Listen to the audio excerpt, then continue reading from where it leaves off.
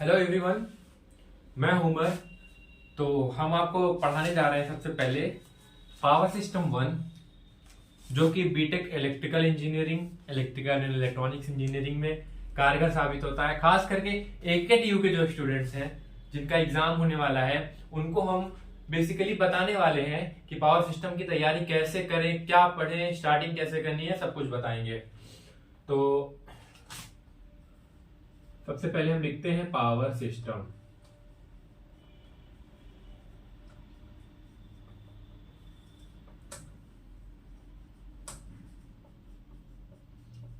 For AKTU university का exam होने वाला है, जहां तक कि 16 जनवरी से एग्जाम शुरू है। तो वही बताना चाहूंगा। इसमें है 5 यूनिट।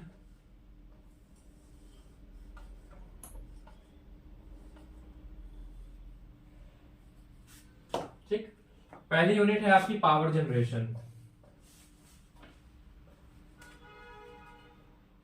ठीक, दूसरी यूनिट है आपकी transmission and distribution of electric power one. ये भी है transmission and distribution of electric power two. और फिर चौथी यूनिट है ट्रांसमिशन लाइन पैरामीटर। और लास्ट यूनिट है इंसुलेटेड केबल। Isn't it? तो सबसे पहले हम लोग पावर जनरेशन पढ़ेंगे। इसमें ये हम लोग को पता चलेगा कि हम लोग पावर, जो बिजली होती है, ये पावर होती है, वह जनरेट कैसे होती है। उसके बाद हम लोग पढ़ेंगे ट्रांसमिशन एंड डिस्ट्रीब्यूशन। पहले जनरेट होगी, फिर ट्रांसमिट होगी, और उसके बाद वो सब जगह डिस्ट्रीब्यूट हो जाएगी। तो हो जाएगा ट्रांसमिशन एंड डिस्ट्रीब्यूशन। वो हम लोग 2 यूनिट में पढ़ेंगे। उसके बाद है ट्रांसमिशन लाइन पैरामीटर। इसमें ट्रांसमिशन लाइन के पैरामीटर्स क्या क्या हैं, कितने हैं, Y parameter, Z parameter, T parameter, जो भी है हम लोग पढ़ के आए होंगे। नेटवर्क थ्योरी में भी हम लोग ये चीज पढ़े हैं, तो वो हम लोग पढ़ेंगे। फिर उसके बाद इंसुलेटेड केबल कितने तरीके की होती है, टाइप क्या होते हैं, वो सब चीज हम लोग को इसमें देखना है।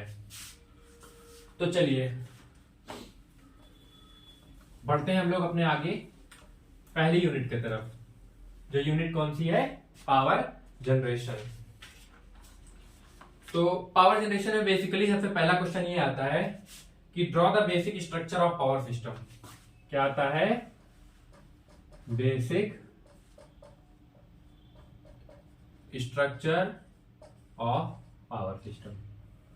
पावर सिस्टम का बेसिक स्ट्रक्चर आता है। ठीक है, तो पावर सिस्टम का बेसिक स्ट्रक्चर में देखिए, जब भी पावर सिस्टम की बात करेंगे तो उसमें हम लोग जनरेशन की बात करेंगे, ट्रांसमिशन की बात करेंगे, डिस्ट्रीब्यूशन की बात करेंगे। तो सबसे पहले क्या आता है? जनरेशन। जब तक कि बिजली बनेगी नहीं तब तक पहुंचेगी कैसे? पावर सिस्टम का मतलब होता है कि जो ये बिजली बनती है, जहां पे बन रही है, वहां से सबको पहुंच रही है, एक एक को हमको मिल रही है ना।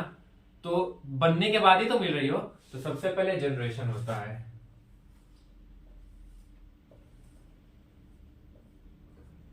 ये हो गया हम लोग का जनरेशन। समझ आ रहा है आप लोग को? उसके बाद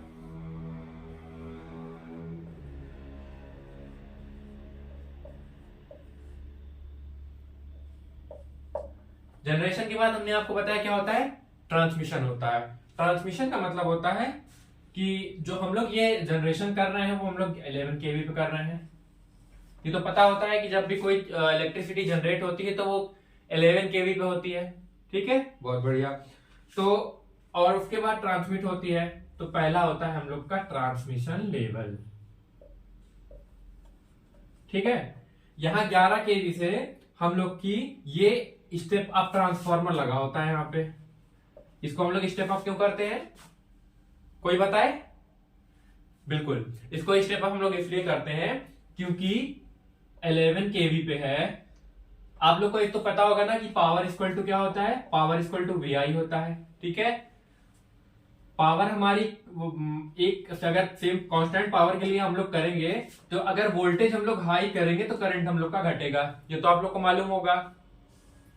सेम अगर वोल्टेज को हम लोग डाउन करेंगे तो करंट हमारा बढ़ेगा। और एक चीज और पता है कि जो ट्रांसमिशन होता है तो हम लोग कभी भी करंट में हम लोग नहीं करते हैं। क्यों नहीं करते हैं? करंट में इसलिए नहीं करते हैं क्योंकि उसमें लॉसेस बहुत होते हैं। आई स्क्वायर आर लॉस आप लोग जानते ही होंगे। तो आई स्क्वायर आर लॉस जो होता है वो होता है करंट में लॉस हो जाता है। इसलिए हम लोग कोशिश करते हैं कि हम लोग वोल्टेज को हाई करके हम लोग उसको ट्रांसमिट करें। तो ठीक उसीलिए हम लोग यहाँ पे स्टेप अप ट्रांसफार्मर का यूज किए हैं। ये 11 केवी को हम लोग 132 केवी में, उसके अलावा जो है 220 केवी में या 400 केवी में हम लोग स्टेप अप कर देते हैं। इसको स्टेप अप करते हैं तो करंट इसकी डाउन हो जाती है, तो हम लोग लॉसेस से बचते हैं। ठीक है, ये बहुत दूर दूर तक की ट्रांसमिशन होती है। ठीक है, अब उसके बाद हम लोग और देखिए एक चीज और, टाई लाइन होता है एक चीज। जैसे कहीं की किसी जगह की जैसे बिजली खराब हो गई है तो यहां से सप्लाई करने के लिए टाई लाइन का यूज करते हैं, तो ये भेजी जाती है, ट्रांसफर करी जाती है।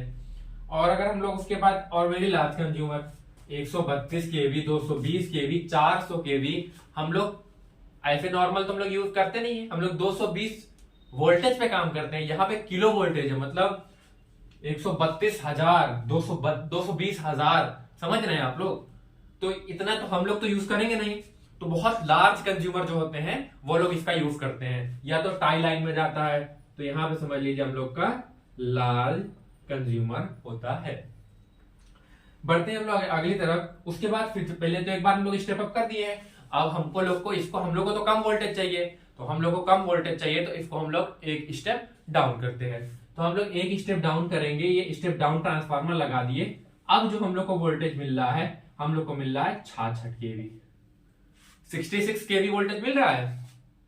ठीक है, तो इसको हम लोग सब ट्रांसमिशन लेवल बोलते हैं, सब ट्रांसमिशन लेवल। इसको ट्रांसमिशन लेवल बोलते हैं, इसको सब ट्रांसमिशन लेवल बोलते हैं। Isn't it? उसके बाद हम लोग स्टेप फिर से हम लोग 66 केवी भी लार्ज कंज्यूमर यूज करते हैं। यहां पे वेरी लार्ज था, यहां पे हम लोग लार्ज कंज्यूमर को देते हैं, यहां भी लार्ज कंज्यूमर होता है। फिर हम लोग एक बार स्टेप डाउन करते हैं, फिर उसके बाद हमको 3311 मिलता है, 3311 केवीए, जो आप लोगों के ट्रांसफार्मर में आती है बिजली। आप लोग के गांव में, आप गांव में रहते होंगे तो आपके गांव में, आप लोग शहर में रहते होंगे तो आप लोग के शहर में, जो भी आप लोग के करीब में ट्रांसफार्मर लगा होगा वहां पे जो बिजली आ रही होगी वो 33 केवी 11 केवी आ रही होगी। 11 केवी आपको मिल रही होगी, 11,000 लाइन आपको मिल रही होगी। फिर वहां पे यहाँ आप लोगों का ट्रांसफार्मर लगा हुआ है वो भी स्टेप डाउन ट्रांसफार्मर होता है। तो स्टेप डाउन ट्रांसफार्मर, चलिए यहाँ पे जगह नहीं है तो हम इधर बना दे रहे हैं। स्टेप डाउन ट्रांसफार्मर लगा दिए हम लोग, ये हम लोग को मिलती है 440 वोल्ट अगर 3 फेज होता है, 330 वोल्ट 2 फेज होता है, और 220 वोल्ट मिलता है जब सिंगल फेज हम लोग के यहाँ ट्रांसमिशन लाइन आती है। हम लोग को मिलता क्या है? 220 वोल्टेज मिलता है। समझ में आया आप लोग को? अब देखिए बेसिक स्ट्रक्चर में हम लोग बताते हैं आप लोग को क्या क्या पढ़े। सबसे पहले बिजली जनरेट होती है, जनरेशन होता है कितने पे? 11 केवीए पे। ठीक है, उसके बाद उसको स्टेप अप किया जाता है। स्टेप अप क्यों करते हैं? लॉसेस से बचने के लिए। तो स्टेप अप करके ट्रांसमिशन लेवल है ये 132 केवी, 220 केवी, 400 केवी हम लोग स्टेप अप करते हैं। उसके बाद टाई लाइन में चली जाती है, वेरी लार्ज कंज्यूमर के पास चला जाता है। फिर उसको हम लोग स्टेप डाउन करते हैं, ये स्टेप डाउन है। स्टेप डाउन करेंगे तो 66 केवी पे चला जाता है, और 66 केवी पे जाता है। फिर वहां पे लार्ज कंज्यूमर हो गया, जैसे तुम्हारा बहुत सारे ऑर्गेनाइजेशन हो गए, बड़ी बड़ी फैक्ट्रियां हो गई, जहां पे जरूरत पड़ती है इतने वोल्टेज की, वहां पे चला जाता है। फिर से ट्रांसफार्मर लगा होता है, स्टेप डाउन होता है, 33 केवीए जाता है, तुम्हारा सब स्टेशन बोलते हैं जिसको। फिर वहां से आपको 11 केवीए मिलती है, जो कि आपके ट्रांसफार्मर तक बिजली आई होती है। फिर 11 केवी के बाद आपको जो है 440 और 330 या 220 जो आपको जरूरत होती है वो आपको मिलती है बिजली। तो बेसिकली जो 11 केवी से बनने के बाद 220 केवी मिल रही है, इसके दरमियान का जो पूरा सब कुछ सिस्टम है उसी को हम लोग बोलते हैं पावर सिस्टम।